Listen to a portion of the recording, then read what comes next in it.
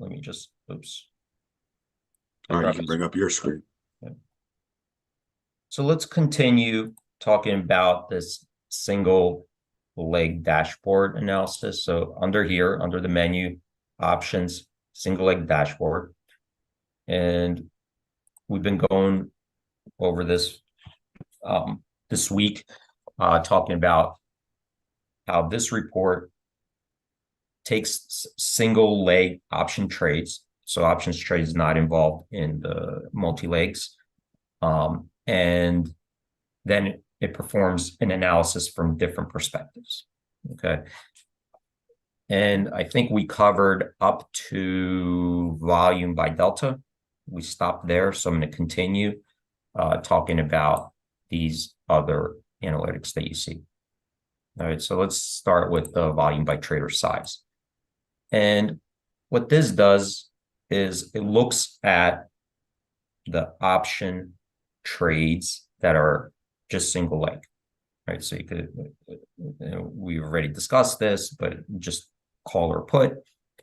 And then it looks at the trade quantity and the trade notional.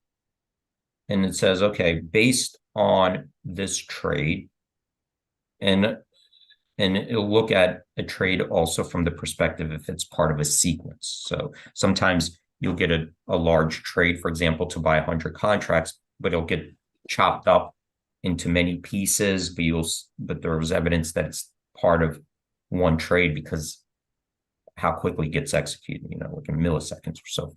So it looks at these trades and individually, and it says, okay, based on the trade quantity and the notional, what bucket would I put it into? Okay, would I put it into a bucket where this looks like a small trader? For example, one contract traded for $1. All right, it's $100. You don't see anything else for a while. Well, that looks like a small trader, right? That's not how an institution, it's not an institutional size trade. You could also have a trade that, trades 1,000 contracts for $1. That's $100,000 worth of, a huge quantity and a huge notional price. So that also we would put in a bucket of an institutional trade or a large trader, right? And then there's some in between. You could also have a trade where it's 1,000 contracts traded for a penny. So the notional size isn't big, but the quantity itself is. 1,000 contracts is a big, not even if you have that money in there to buy it, you probably get restricted if you're a small trader to buy 1,000 contracts, at a penny. And, because whenever you open up accounts, there's different levels of approval. They have, they have certain rules in place where they block trades. Your broker will block trades that seem too risky for your level of trading an account. So even 1,000 contracts at a penny, it would not be somebody who's a small retail trader. Okay, they would get they would probably get blocked or should be blocked based on the order entry rule. Okay, so now that we got that, we're like, okay, there's all these trades, all right, going on. There's like small, tiny trades. There's like medium-sized trades. There's like very large institutional trades going on, throughout the day. So what does the distribution of volume look like? Is it just like all retail traders looking like they're just, going in, mostly retail traders or small traders? Is it large institutions that were responsible for most of the volume? Was it, maybe retail traders so we have 4 of them. We have retail traders that are, not, you don't have to be very small. You could still be a retail trader and probably trade up to like 50 contracts, no problem, because if you have enough capital in your account and you have enough, um, experience, and your broker knows that, they're not gonna restrict you to one contract or two, or you might go 50 or even higher, and still be a retail trader, but you'd still be in that more retail size trade. And then we have like a proficient, and then we got that large trader. Okay. So now we got these 4 buckets that we created. So keep in mind, like, we at Market Chameleon created this to try to get a sense of the distribution of the order flow. Okay, that's what's happening. So we created these 4 buckets, and now we could see the distribution, right? How is the volume distributed? And here we could see that, okay, very small, size trades represented 13% of the volume. Proficient trades, 35%. Large institutional size trades, 30%. Retail, 21%. And this gives us an idea how, what type of traders are participating. And you can see all 4 buckets have some participation. We got all types of, traders in there. Institutions, small, retail, they're all in there trading. Well, it's SPY too. It's the most popular. So that's one of the insights we could get. We could see that they're, large traders are quite active in there. Small traders also are quite active in their retail. So all of them are participating, and all of them have a pretty significant presence.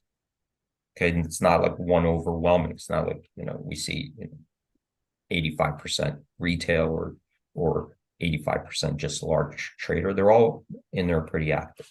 So that's one of the insights that we could get from that report.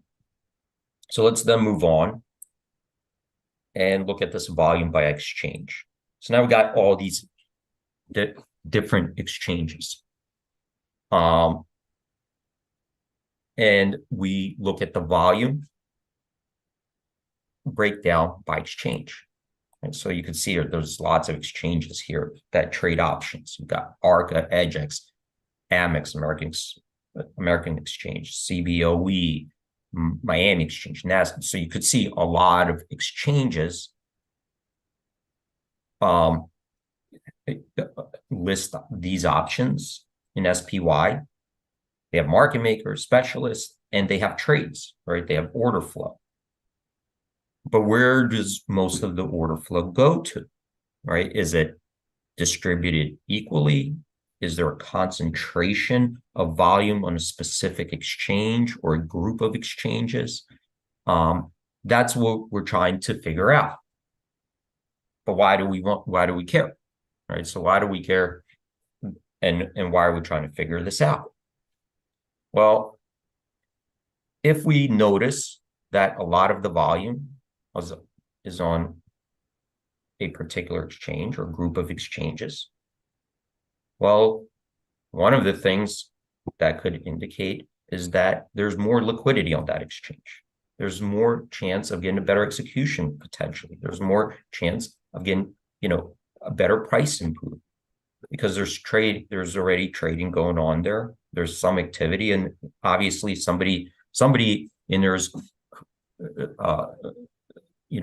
sending orders, executing orders. So when we look at it as a trader, if I'm trying to get a better execution or negotiate, like, let's say I want to see if I could get a order filled, maybe better than the offer, or, hit the price improvement, their price improvement book, maybe midpoint or whatever.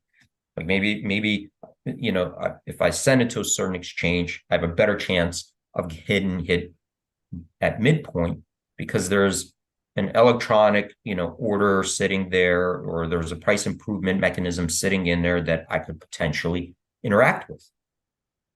Well, how do I know which exchange to send it to? There's like 16 of them. What it is. So if I send it to my broker, I don't know where he's going to send that order, right? He's going to route it to where, the exchange that pays him the most for, payment for order flow. They have their own incentive to, if you're not indicating, they're just going to go and send it. How do I know they're not putting it on the BATS or C2 where, really I want to go to the ARC exchange? Because I'm seeking I want a better execution because that translates to money, right? That translates to savings. That translates directly to how profitable is my trade? How profitable am I at the end of the day, right? So I need to try to figure out where I could, potentially get a better execution. And this is one report that could perhaps help, because at least now we could see where there's a lot of, where's there most executed, where are the exchanges that we see the biggest activity. And, we could potentially direct it to that exchange, right? Instead of just sending in the order and saying, well, you go route it, maybe you want to try ARCA first, right? So say, well, let me try ARCA first, and if I don't get it, then then route it or try EDGX. So that's one of the ways to look at this report. So let's move on. So now we're coming down here, and we see this chart, okay? And here, the chart is going to show us a couple of things. The bars over here show us the volume for these particular expirations. So all on the bottom, we have listed the different option expirations in SPY. So these options expirations exist. They're options that are available to trade on these expirations. There's bids and offers. So all these expirations, there are options that are available to trade. Well, the question is, well, are people trading in any of these expirations? And if they are, how much volume are we seeing? Right? And then the question is, well, if they are trading, are they trading calls or are they trading puts? So this is one of the reports that we could just get a visual of the distribution of volume by the different expirations that exist. So here, what we see, August 1st had the most volume, right? The biggest volume, 2.5 million contracts in the single leg trades. Okay, so this does not include complex orders, or it doesn't include multi-leg trades. Then the next one is August 2nd, 881,000. So it's easy to see that most of the volume were in the 0 DTs, right? Then we go to the next day out. So now we kind of have an idea how people are using options in SPY based on, which expiration they're going. Mostly they're just trading the 0 DTs. That's the popular option for by the expiration. Another thing that we see here is this line, right? So what is this line? And you can see here that is the at the money implied volatility and the implied volatility change. And we see two lines. So the gray line that doesn't have the dots, right? We see a line with dots, and then we see this solid line, gray. The gray line over here shows what was the implied volatility the previous day on this strike, this at the money strike, right? So it looks at the previous day and says, okay, what is that the money strike right now? And then what was it the previous day? And then we get the solid line, which says this is the most current implied volatility. So the idea there is that you could see there was lots of trading going on in SPY, but how did it impact the options? Did the option prices go up? Did the premiums, right, in relative terms, did they go up or did they go down? You know, what was the impact on these options? And that's why we look at the implied volatility levels. And here, what it's saying is that the implied volatility in the front month especially increased, right? And increased significantly because we could see it. We could see that gap. So that's what the green dots are. The green dots are indicating there was an increase. And this difference is the, you know, by how much. And we also see what that term structure curve looks like. What does the term structure look like? Well, the front month, you could see implied volatility, right, is higher than the back months. So the longer term options, the IB, right, is below the front month. What is it? And that indicates that there's uncertainty, because that's not what it usually looks like, that there's uncertainty and the market itself is anticipating higher volatility than usual. Okay, so this is what an inverted yield curve, I'm sorry, not yield curve, term structure, implied volatility term structure looks like when the markets are expecting the volatility to be higher in the near term than usual. All right, either volatility or a big event, right, or a big event that could create volatility. So that is what the term structure looks like.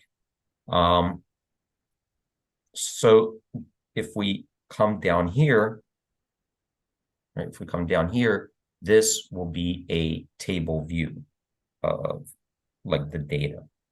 But Will, I think I'm going to just stop here because this alone, this table will take me a while to go over. And I did forget it. I have another thing to attend. Oh, perfect, D. Yeah. Thanks so much. We did have a new user on who had some questions about how fast data comes in, whatever. But I'll have him email support@MarketChameleon.com. I told him everything we receive is on a 15-minute delay.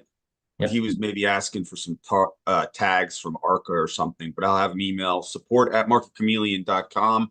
And anyone who ever has any questions can use that same email to ask. Thanks so much, D. You have a great weekend, my brother. Great. Thanks. You too, Will. All right, everyone. Thanks for joining. Have a great day.